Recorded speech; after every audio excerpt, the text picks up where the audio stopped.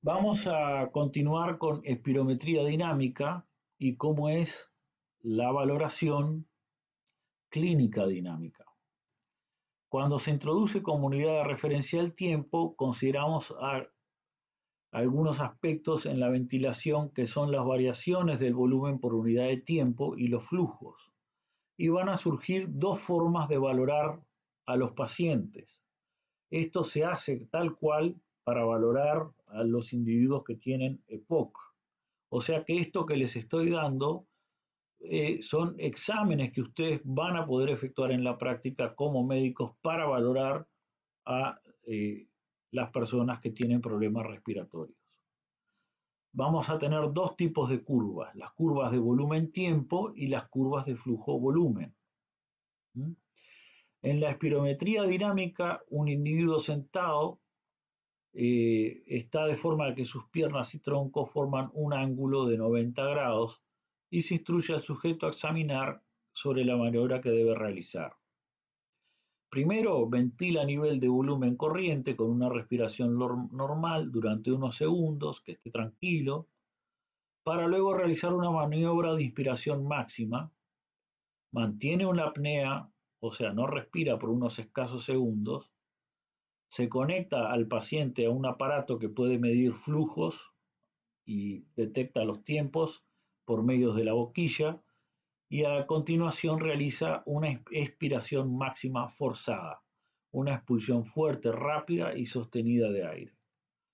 Y de esa forma entonces se puede sacar la curva de volumen-tiempo.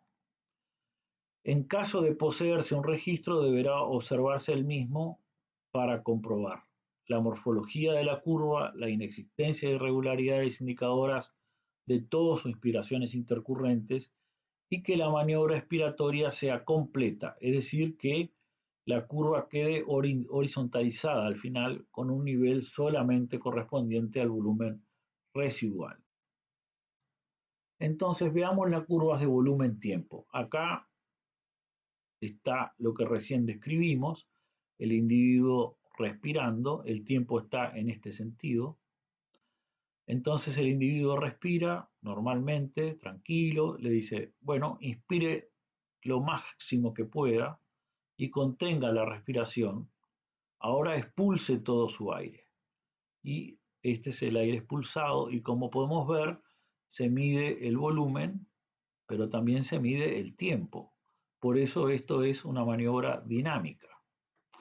¿Qué resulta, qué parámetros resultan de examinar esto dinámicamente? Un primer parámetro que tenemos que tener en cuenta es todo el aire que puede sacar el individuo de los pulmones, sin importar básicamente el tiempo, cuánto aire pudo sacar. O sea, cuándo llegó la línea a básicamente hacerse asintótica o igual a la abscisa de tiempo. Esto es lo que se denomina capacidad vital forzada. Es un valor de espirometría dinámico. Y este es el volumen de aire que vamos a poder expirar en forma rápida, sostenida y máxima tras una inspiración máxima. Pero también podemos medir cuánto volumen puede expirar el individuo, acá más bien, cuánto volumen puede expirar el individuo en un segundo. Y eso se llama FEV1 o volumen expiratorio forzado en un segundo. También se le denomina BEMS, volumen expiratorio máximo en un segundo, que es esto que ven acá. Luego hay otras dos mediciones. Una es el porcentaje del BEMS o FEV1 y eso se conoce como índice de Tifenot, que va a ser la relación porcentual entre este volumen en un segundo y la capacidad vital forzada, que es esto que está acá. Así que esa relación es otro de los parámetros que saco. Y el último de los 4 parámetros que puedo sacar en la curva volumen-tiempo es el flujo expiratorio forzado 25-75. ¿Qué quiere decir eso? Es la medida del flujo expiratorio entre el 25% de la capacidad vital forzada y el 75% de la capacidad vital forzada. Ahí hay un cambio de volumen en cierto tiempo, por lo cual yo puedo medir un flujo. Y este es un flujo expiratorio forzado. Entonces, estos son los parámetros que uno tiene en la curva velocidad-tiempo. Y fíjense que este es el individuo normal. Veamos qué ocurre cuando ustedes hacen esto en un individuo con una enfermedad pulmonar obstructiva crónica. Respira normalmente, inspira, pero miren, como hay una obstrucción, no puede sacar el aire tan rápido como el otro. En general, la capacidad vital forzada, fíjense que acá tenemos valores de hasta casi 5 litros y acá de 4 litros, la capacidad vital forzada va a estar disminuida. Fíjense cómo para un segundo, que es el FEV1, acá tenemos un segundo, paso de tiempo, el volumen este es mucho menor que este otro, o sea que disminuye mucho el FEV1. Y la relación entre esto y la capacidad vital forzada, que es el índice de Tifenó, va a estar disminuido. Por otro lado, esto es la pendiente de esta recta entre el 25 y el 75% tiene relación con el flujo expiratorio forzado. Y fíjense cómo, dado el individuo saca mucho menos aire por unidad de tiempo, porque hay obstrucción, va a estar más aplanada dicha recta. Entonces, en un individuo normal, yo voy a tener una capacidad vital forzada de alrededor de 5 litros, que es lo que veo acá, una fracción de volumen expirado en un segundo de alrededor de 4, y cuando hago la relación entre esto y esto, obtengo el índice de Tifenó, que es de alrededor de 80%. Pero en el individuo que tiene una enfermedad obstructiva, la capacidad vital forzada está reducida, es 3,1, pero está muy comprometido también lo que puedo expirar en un segundo, 1,3, de tal forma que la relación que da el índice de Tifenó da 42%, francamente menor a esto. Hay individuos que no tienen problemas en cuanto a la resistencia de la vía aérea, pero tienen restricciones, por ejemplo, con una fibrosis a nivel pulmonar. Entonces, en esos individuos va a estar disminuida la capacidad vital forzada porque está fibrosado el pulmón, pero no necesariamente va a estar tan comprometido el volumen expiratorio forzado en un segundo. De tal manera que, si bien esta va a estar disminuida y puede ser igual que en un EPOC, esto no está tan comprometido respecto a la capacidad vital forzada, por lo cual la relación entre esta y esta, que es el índice de Tifenó, puede llegar a resultar aumentado respecto a la situación normal. Entonces, este test de expiración forzada va a poder medir la capacidad vital forzada y el volumen que se expira en un segundo. Es muy fácil de hacer, es muy informativo, es prácticamente muy parecido a un test con los dispositivos electrónicos actuales, casi como un test de alcoholemia, y permite distinguir entre las enfermedades que tienen patrones obstructivos y restrictivos. La otra curva que tenemos que distinguir es la curva flujo-volumen en la espirometría dinámica. La investigación en fisiología pulmonar ha ido evolucionando con los años. Los avances tecnológicos han permitido desarrollar este tipo de curvas. Aun cuando tenemos mucha información en las curvas de volumen-tiempo que ya vimos, por medio de estas otras curvas que son de flujo-volumen, obtenemos mayor cantidad de información sobre zonas de ventilación en las que no está presente el factor esfuerzo dependiente del sujeto a examinar. Vamos a distinguir distintos parámetros que ahora vamos a ver. Entonces, fíjense que la curva flujo-volumen se produce con un sector inspiratorio que a menudo se pone hacia abajo, el individuo inspira, y luego entonces tengo una región donde voy a pasar de la capacidad pulmonar total a el volumen residual, dado que es lo que puedo sacar. Entonces puedo decir que el individuo, una vez que llenó al máximo sus pulmones, realice las expiraciones forzadas con distinta intensidad, máxima, alta, mediana y baja. Y vemos que en el sector inicial varía eso, pero hay un sector final donde no importa el esfuerzo expiratorio que haga, se mantiene siempre igual. O sea que este sector final es esfuerzo independiente y el sector inicial es esfuerzo dependiente. Entonces, con un volumen de 5 litros, el flujo aumenta, esto es flujo en función del volumen, el flujo aumenta para la región inicial de la expiración en la medida que incrementamos el esfuerzo, pero en la región final es esfuerzo independiente. Entonces, los parámetros que van a surgir ahí van a ser el flujo máximo al 75% de la capacidad vital forzada. La capacidad vital forzada acá va a estar dada por esta diferencia. Básicamente lo que hago es ver el 75% y mido el flujo, básicamente que hay a ese nivel. El flujo al 50% de la capacidad vital forzada.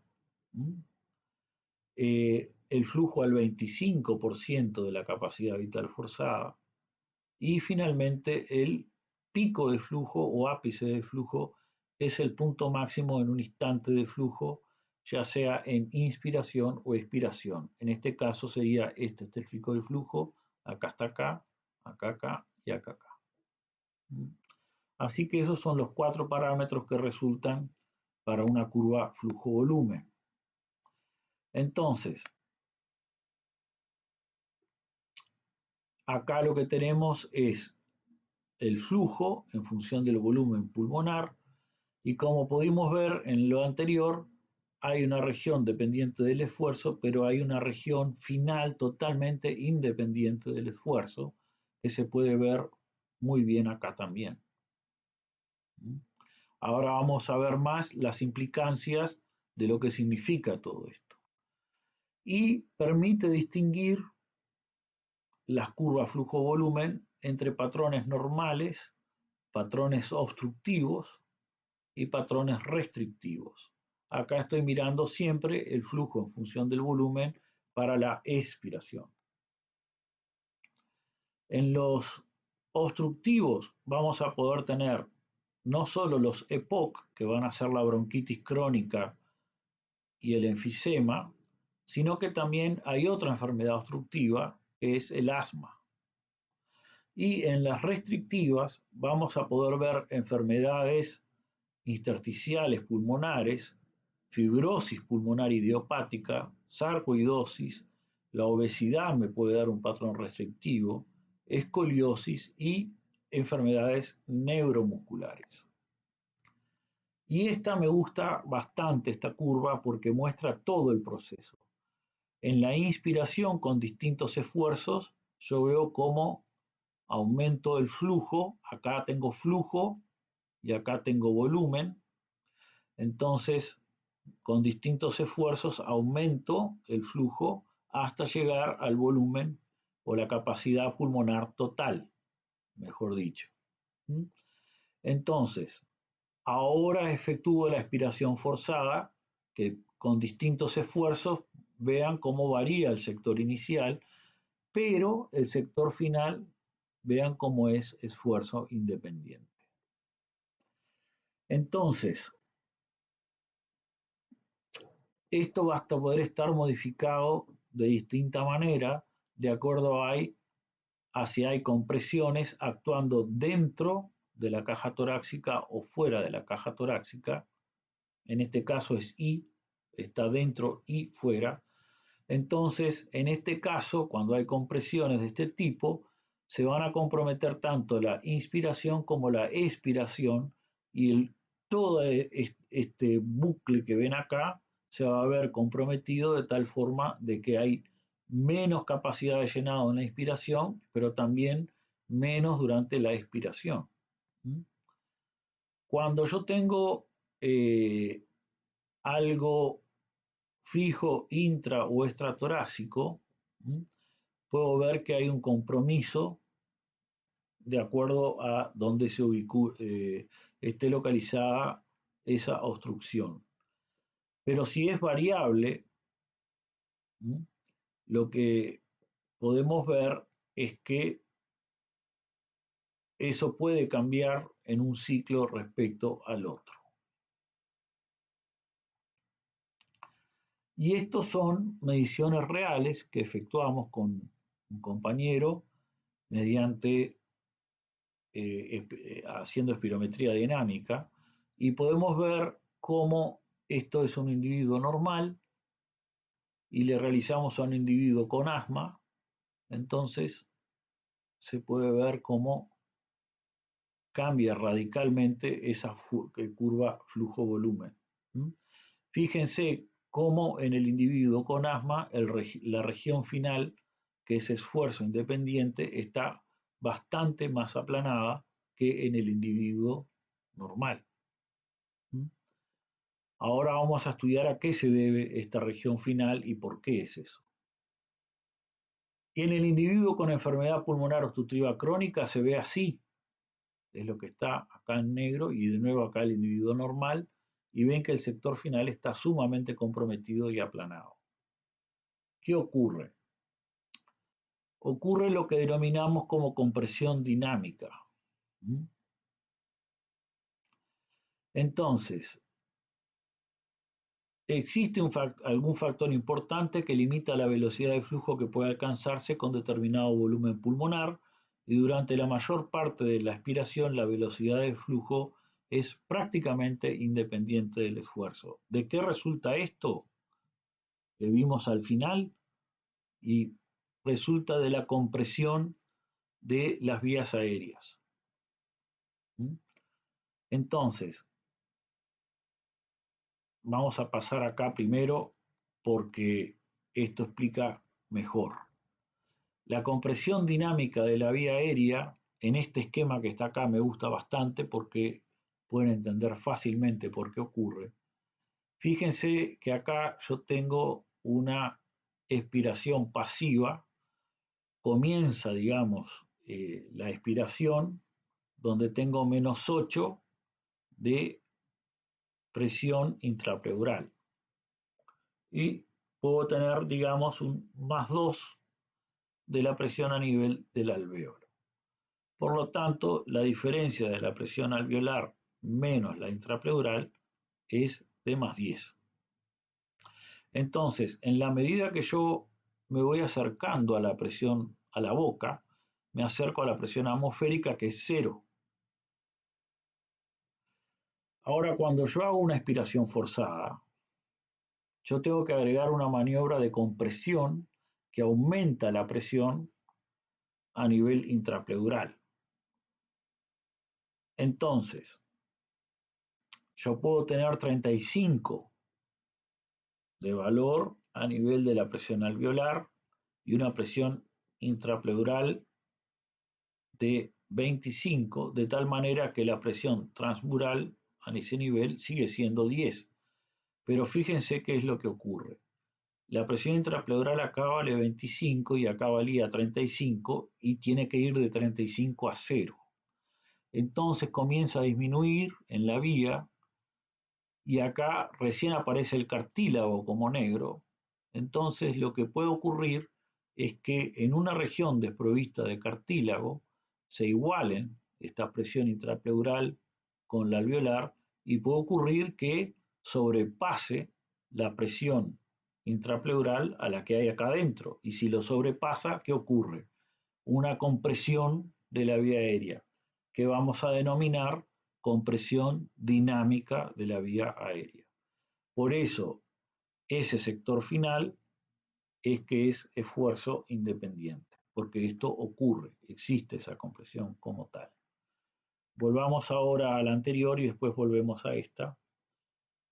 Y entonces acá tenemos en una curva volumen-tiempo, de nuevo los valores para que recuerden. Esto es la capacidad vital forzada, esto es el volumen que se expira en un segundo y esto es el flujo expiratorio forzado 2575. Y lo otro era el índice de Tifenot, que es la relación entre esto y esto. Esos son los parámetros que uno saca y básicamente puede ver la obstrucción de la vía aérea, cómo disminuye básicamente esto, la relación entre esto y la capacidad vital forzada disminuye también la capacidad vital forzada, ¿m? Y se aplana el flujo expiratorio forzado 2575. Ahora,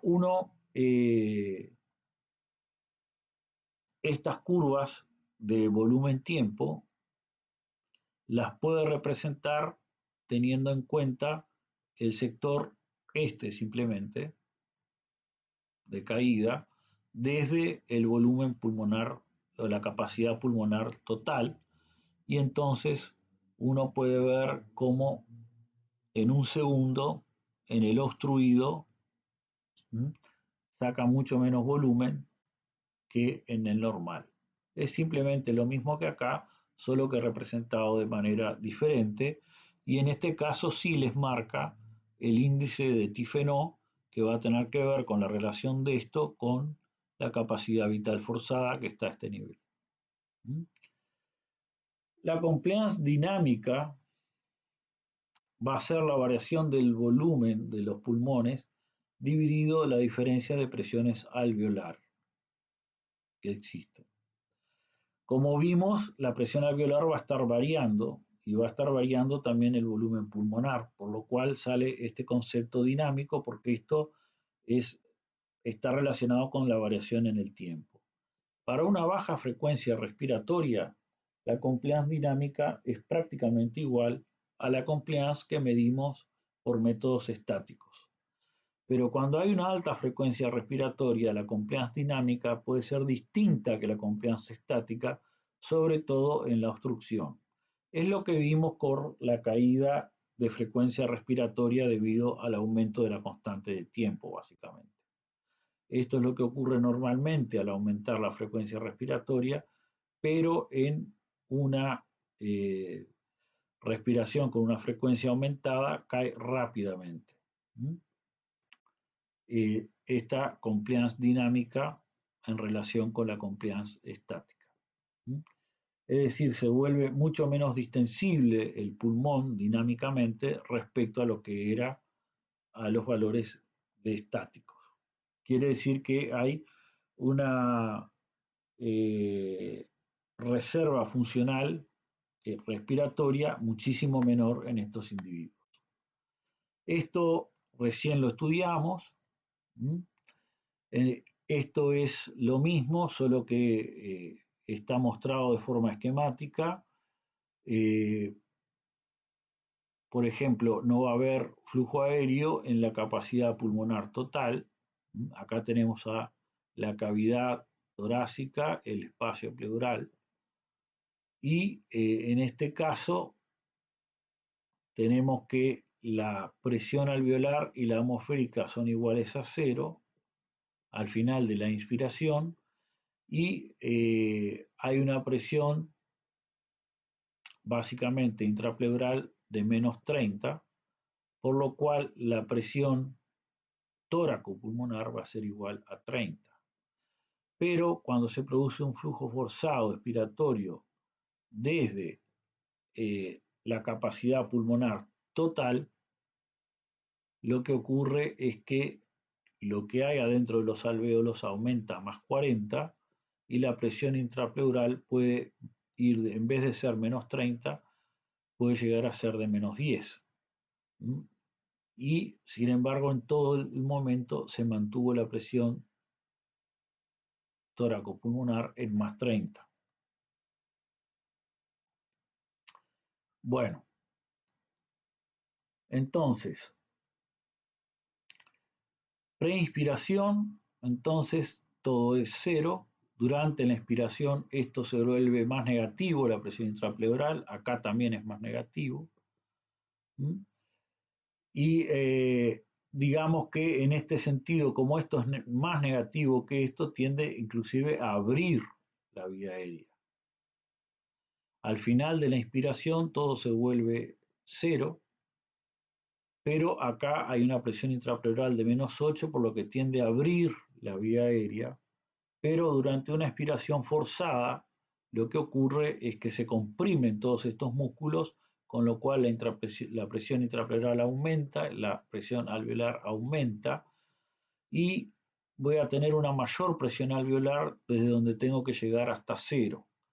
Como esta presión intrapleural está aumentada, en un momento del decrecimiento desde esto hasta la región de cero, que está desprovisto de cartílago, se produce la compresión dinámica de la vía aérea ahora, porque ahora es reversa la situación. Hay más presión en el espacio intrapleural que lo que puede llegar en un nivel determinado en la vía aérea. Entonces, acá tienen el recogimiento elástico alveolar, ¿sí? Con la tracción, tienen la presión intrapleural y la compresión dinámica que se produce respectivamente. Esto representa los efectos del recogimiento elástico alveolar en los flujos de aire durante una expiración, y cuando la compresión dinámica ocurre, el recogimiento elástico alveolar ayuda a oponerse por tracción en la pequeña vía aérea. La presión por el recogimiento elástico alveolar queda como una presión de avance efectiva para el flujo de aire desde los pulmones, ¿sí? PA es la presión alveolar, PPL es la presión intrapleural y PEL es la presión del recogimiento elástico del pulmón. Simplemente explica lo que ya les expliqué respecto a por qué se produce la compresión dinámica de la vía aérea. De nuevo acá más grande para que comprendan la fenomenología, y la compresión dinámica de la vía aérea es la responsable de ese sector esfuerzo independiente final que vemos en las curvas de flujo-volumen, y va a limitar el flujo aéreo en los sujetos normales durante una aspiración forzada.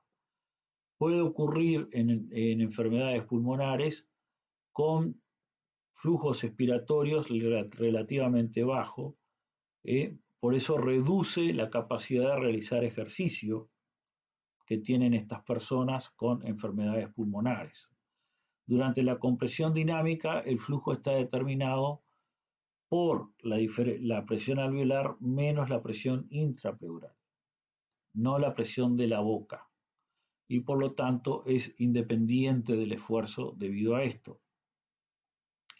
En algunas enfermedades pulmonares va a estar exagerada porque se reduce el retraimiento elástico pulmonar y se pierde la tracción radial sobre las vías aéreas debido a que se desbalancea todo el pulmón porque se rompen todas las vinculaciones pulmonares. Eso es lo que ocurre durante